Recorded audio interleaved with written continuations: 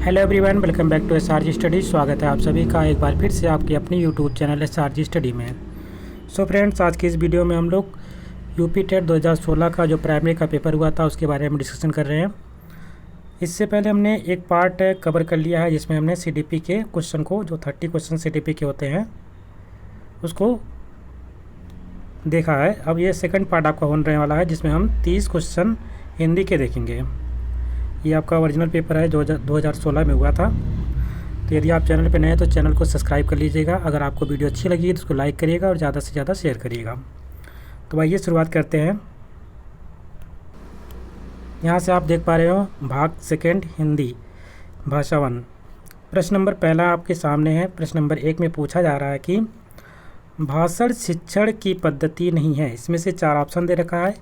पहला ऑप्शन है किंडरगार्टन, दूसरा ऑप्शन है मॉन्टेसरी, तीसरा ऑप्शन है ड्रैकालिया, चौथा ऑप्शन है अभिक्रमित अनुदेशन।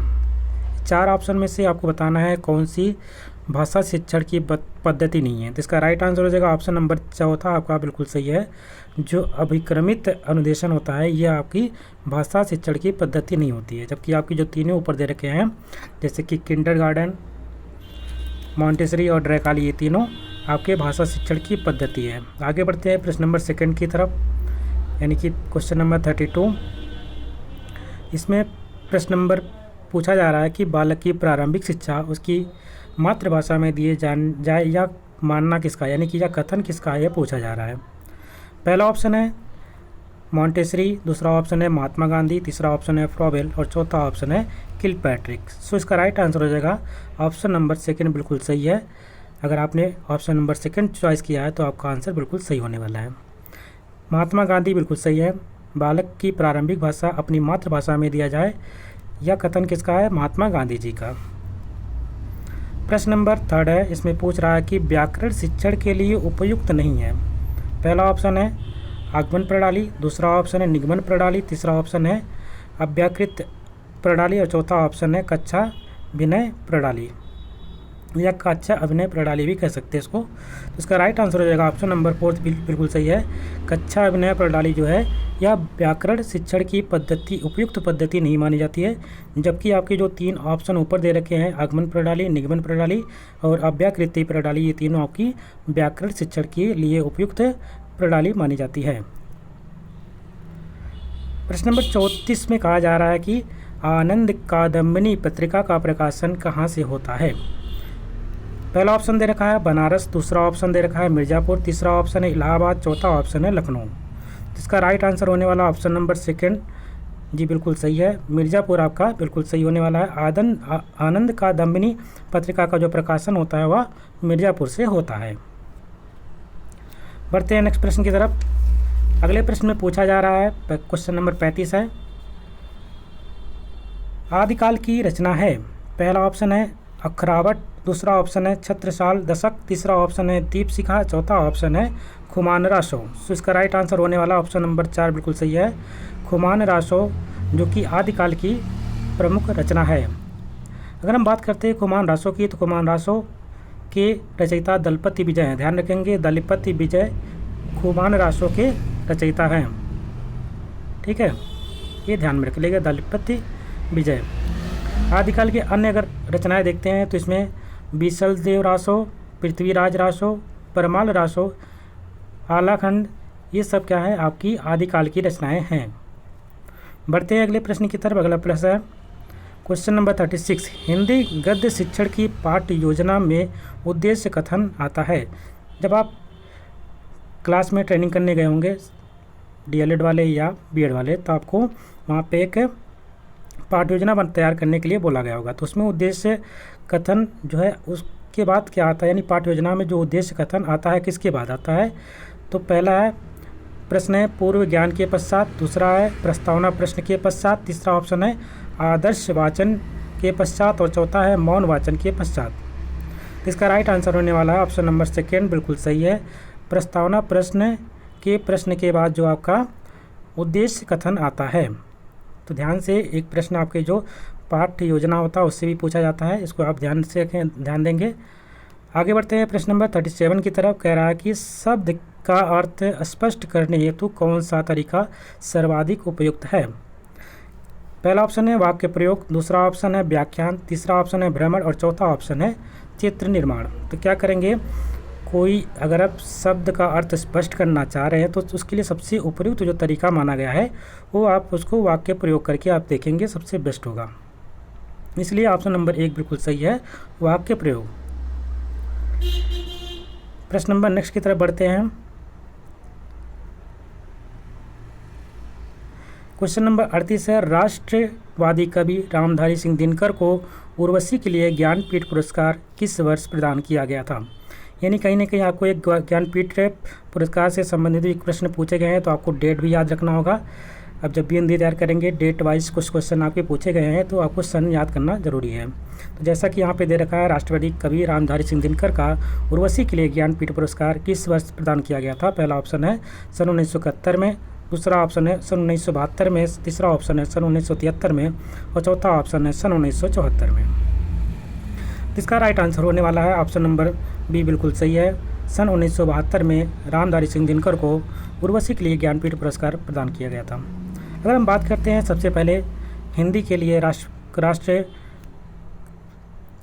ज्ञानपीठ पुरस्कार की बात करते हैं, सबसे पहले किसको दिया गया तो ध्यान में रखेंगे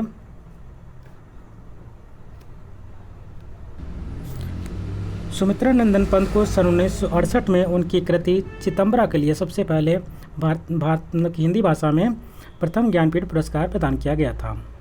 उसके बाद आपको पता ही है राष्ट्रीय रामधारी सिंह दिनकर 1972 में हो जाएंगे। अगर आगे पूछता है तो ध्यान में रखेंगे सन 1978 में कितनी नावों में कितनी बार के लिए भी पुरस्कार मिला है। महादेवी वर्मा को उनकी कृति के लिए यामा के लिए ज्ञानपीठ पुरस्कार प्रदान किया गया था 1982 में। तो ये सब चीज़ें ध्यान में रखेंगे। आगे को कितनी नाव में कितनी बारी ध्यान रखें 1978 में।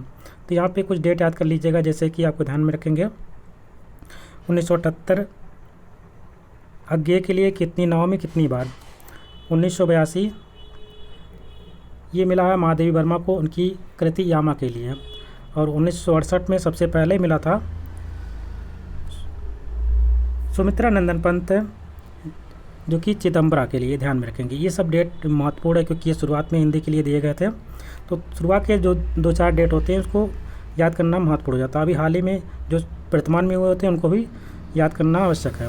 आगे देखते हैं प्रश्न नंबर 39 में कह रहा है कि निरामिष किसे कहते हैं। पहला ऑप्शन है मांस रहित भोजन को, दूसरा है मोक्ष का इच्छुक, तीसरा ऑप्शन है रात्रि में विचरण करने वाला, या चौथा ऑप्शन है मृत्यु का इच्छुक।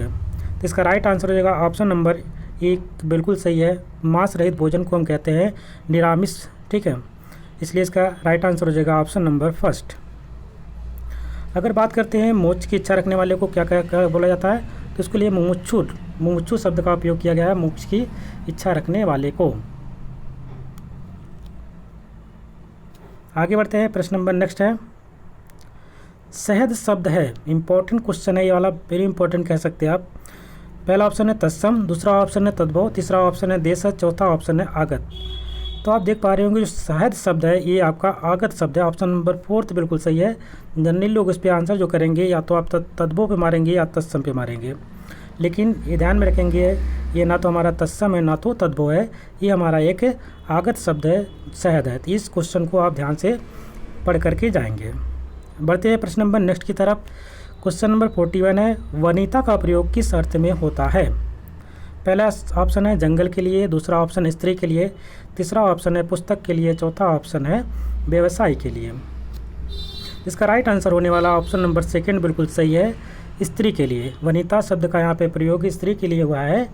अगर हम स्त्री की पर्यायवाची शब्द है, अगर कुछ और पर्यायवाची शब्द जानेंगे तो स्त्री का नारी होता है, कलत्र होता है, त्रिया होता है, वामा है, कांता है, रमणी है, कामनी है, प्रमदा है, सुंदरी, ये सब शब्द स्त्री के लिए प्रयोग किया जाता है।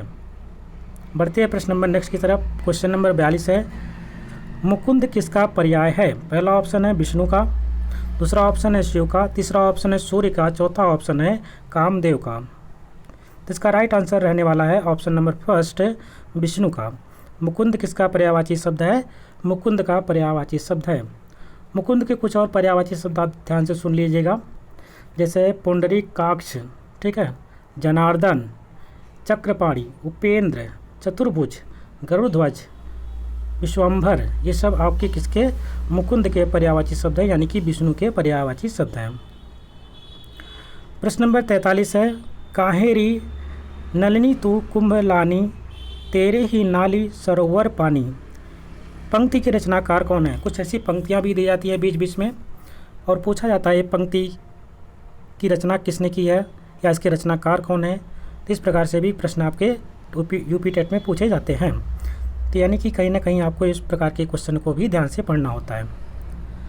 ऑप्शन यहाँ पे दे रखा है, पहला ऑप्शन है जायसी, दूसरा ऑप्शन है रैदास, तीसरा ऑप्शन है कबीर, चौथा ऑप्शन है दादू। तो इसका राइट आंसर रहने वाला है ऑप्शन नंबर 3 बिल्कुल सही है, कबीर दास। ये पंक्ति किसकी है? ये कबीर दास की पंक्ति है। अगर कबीर दास की बात करते हैं तो ये एक निर्गुण धारा के कवि रहे हैं और साधुकड़ी इनकी भाषा रही है।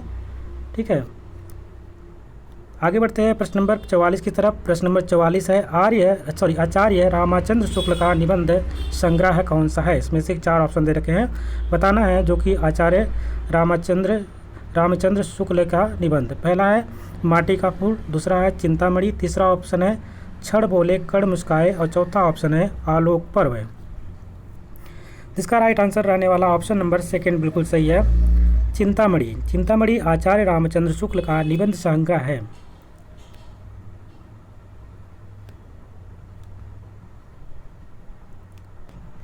इनके कुछ और निबंध संग्रह की बात करते हैं तो जैसे है मित्रता, इम्पोर्टेंट है, क्रोध, श्रद्धा और भक्ति आदि। जबकि आलोक पर्व जो यहाँ पे दे रखे हैं हजारी प्रसाद द्विवेदी तथा छड़ बोले कड़ मुस्काए के लेखक विष्णु प्रभाकर हैं। प्रश्न नंबर नेक्स्ट है,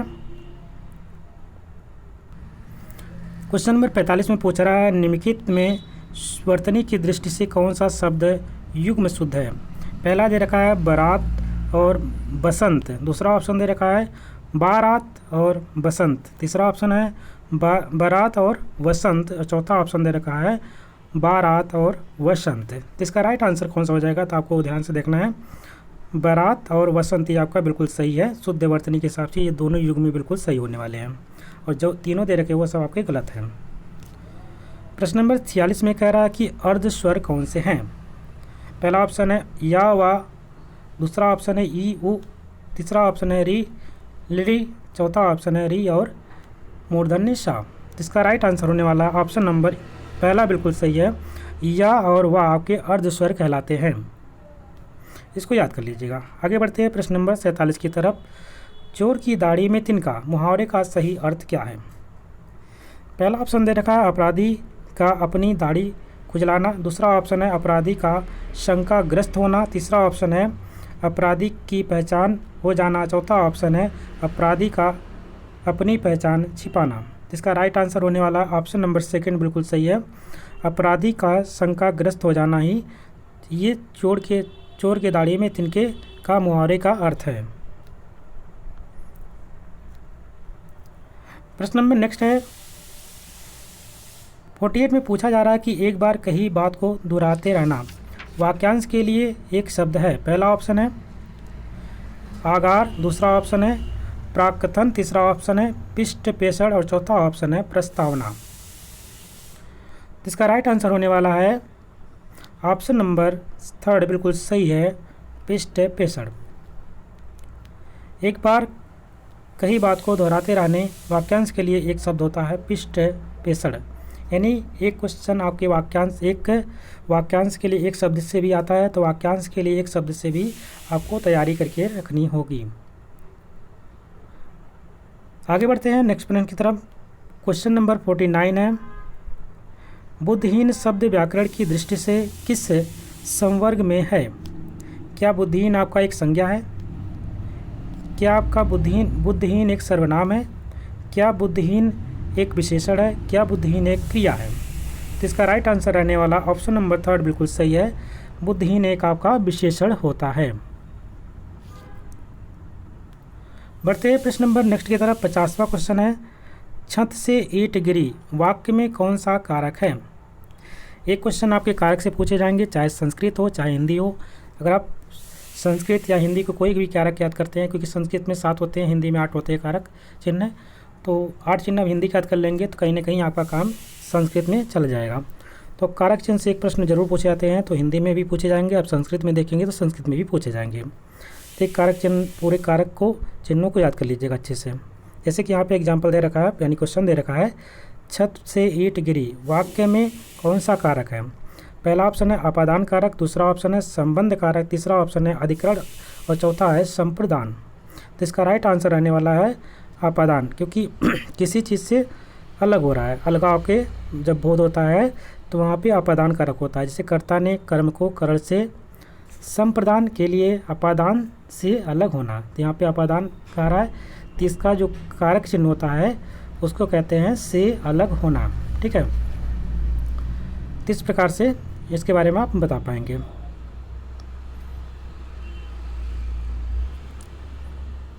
आगे बढ़ते हैं प्रश्न नंबर 51 की तरफ। महोर्मी का संधि विच्छेद है। पहला ऑप्शन है महतधन उर्मी, दूसरा ऑप्शन है महाधन उर्मी, तीसरा ऑप्शन महाधन ऊर्मी और चौथा ऑप्शन है महतधन मर्मी। तो इसका राइट आंसर रहने वाला ऑप्शन नंबर 3 बिल्कुल सही है, महाधन उर्मी, मतलब बड़ों की मात्रा जो है महाधन ऊर्मी, इसका राइट आंसर है महोर्मी का संधि विच्छेद। प्रश्न नंबर 52 है, समष्टि का विपरार्थक शब्द है। समष्टि का विपरार्थक शब्द क्या होता है? पहला ऑप्शन है विशिष्ट, दूसरा ऑप्शन है अशिष्ट, तीसरा है अपुष्टि और चौथा है व्यष्टि। तो इसका राइट आंसर रहने वाला है ऑप्शन नंबर डी बिल्कुल सही है। समष्टि का विपरार्थक यानी कह सकते हैं विलोम जो शब्द होता है उसको हम व्यष्टि कहते हैं। प्रश्न नंबर 53 है, करपट का तद्भव रूप है। पहला ऑप्शन है कपट, दूसरा ऑप्शन है कारपेट, तीसरा ऑप्शन है कपूर, चौथा ऑप्शन है कपड़ा। तो करपट का जो तद्भव रूप होता है उसे हम कपड़ा कहते हैं।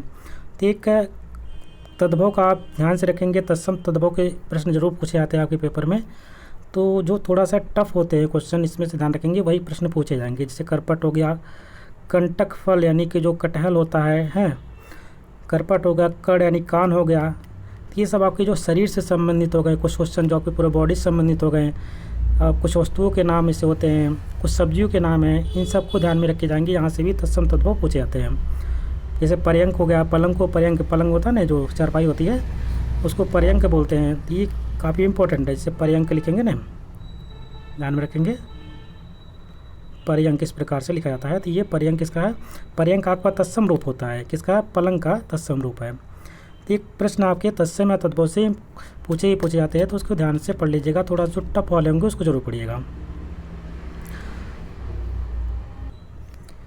क्वेश्चन नंबर 54 है, रमणीय में कौन सा प्रत्यय है? पहला ऑप्शन है अनीय प्रत्यय, दूसरा ऑप्शन है ई प्रत्यय, तीसरा है रम और प्रत्यय, चौथा है डी प्रत्यय। तो प्रत्यय या उपसर्ग जब भी पूछे तो आपको ध्यान में रखना है जो हमारा मूल शब्द होता है, पहले मूल शब्द को निकाल लिया करिए। जैसे इसमें रमण, रमण क्या है? ठीक है, अब आ छोटा होता है अ, नीय शब्द इसमें आपका प्रत्यय लगा हुआ है। प्रत्यय बाद में लगता है, जो मूल शब्द के पीछे लगता है उसको हम प्रत्यय कहते हैं। अगर मूल शब्द से पहले कोई चीज़ लग गया है तो उसको हम उपसर्ग कहते हैं। तो ये दोनों अंतर होता है प्रत्यय और उपसर्ग में। उपसर्ग हमारा पहले लगता है मूल शब्द से, और जो प्रत्यय होता है वो मूल शब्द के पीछे लगता है। तो इस प्रकार से आप देख पा रहे होंगे, रमणीय में जो प्रत्यय लगा हो वो कौन सा है? अनीय प्रत्यय है। आगे बढ़ते हैं, प्रश्न नंबर 55 की तरफ चलते हैं। यहाँ पे कुछ लाइन दे रखी है, जैसे कि बोरो सब रघुवंश ठुकार की धार में बारन बाजी, सरतही बाण की वायु उड़ावे के लक्षण लक्ष्य करो अरिहा समरताही। इस काव्य पंक्तियों में कौन सा रस है ये पूछा गया, यानी रस से एक प्रश्न आपके पेपर में पूछे ही जाएंगे। तो पहला ऑप्शन दे रखा है यहाँ पे रौद्र रस, दूसरा ऑप्शन है भयानक रस, तीसरा ऑप्शन है विभत्स रस और चौथा ऑप्शन है वीर रस। तो इसका राइट आंसर रहने वाला ऑप्शन नंबर फर्स्ट बिल्कुल सही है, इन पंक्तियों में रौद्र रस है। प्रश्न नंबर अगला है, श्री गुरुचरण सरोज रज निजमन मुकुर सुधार बरनो रघुबर विमल जस जो दायक फलचार। ये छंद दे रखा है, इस छंद में पूछा गया है क्या है, दोहा है कि सोरठा है और ओल्हा है कि भैरव। तो जो भी आपको पता ही है, मंगलवार को हनुमान चालीसा जो भी पढ़ते होंगे, तो सबसे पहले ये आपका आता है और ये आपका दोहा होता है, इसलिए इसमें कोई कन्फ्यूजन नहीं होगा। ये बच्चे को क्वेश्चन पता होगा, इसमें बच्चा इसको आसानी से क्वेश्चन को कर सकता है। प्रश्न नंबर 57 है, वाक्य शुद्ध है। इसमें वाक्य दे रहे हैं, कौन सा वाक्य शुद्ध है। जैसे पहला वाक्य कह रहा है कि मोहन और गीता गा रही हैं।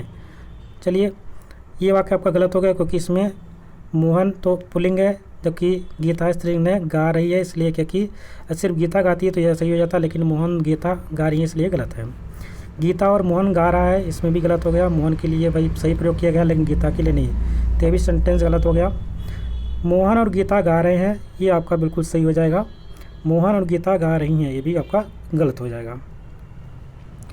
प्रश्न नंबर 58 में कह रहा है कि इन शब्दों में से कौन सा शब्द हिंदी शब्दकोश में सबसे अंत में आएगा। ये शब्द कुछ दे रखे हैं, जैसे हम शब्द के अनुसार कोई क्रम में सजाते हैं, तो इस प्रकार से सजाएंगे तो सबसे आखिरी में कौन सा शब्द इसमें आने वाला है, तो उसको बताना है। क्लीब आएगा, क्रम आएगा, कृषक है या कृषाणु। तो इस प्रकार से अगर हम इसको सजाते हैं तो सबसे पहला शब्द हमारा इसमें आएगा कृषाण, ठीक है।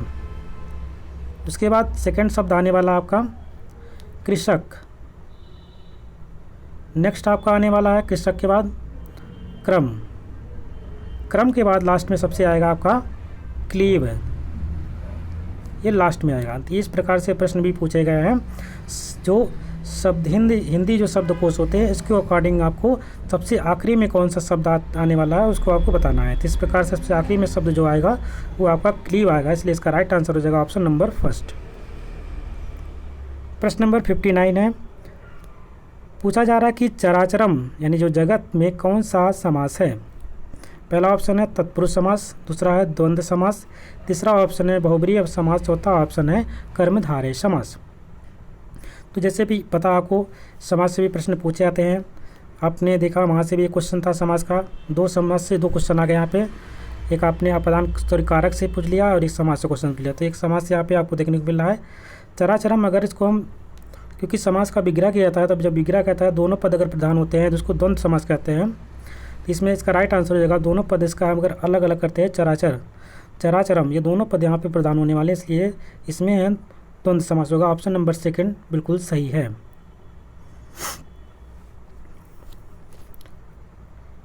आगे देखते हैं प्रश्न नंबर लास्ट 60 क्वेश्चन, मतलब 60वां प्रश्न है। यहाँ पूछा जा रहा है अभ्यागत शब्द में कौन सा उपसर्ग है। पहला ऑप्शन है अउपसर्ग, दूसरा है अभ्य उपसर्ग, तीसरा ऑप्शन है अभि उपसर्ग और चौथा ऑप्शन है अभ्या उपसर्ग। तो इसका राइट आंसर होने वाला ऑप्शन नंबर थर्ड बिल्कुल सही है, अभि उपसर्ग है।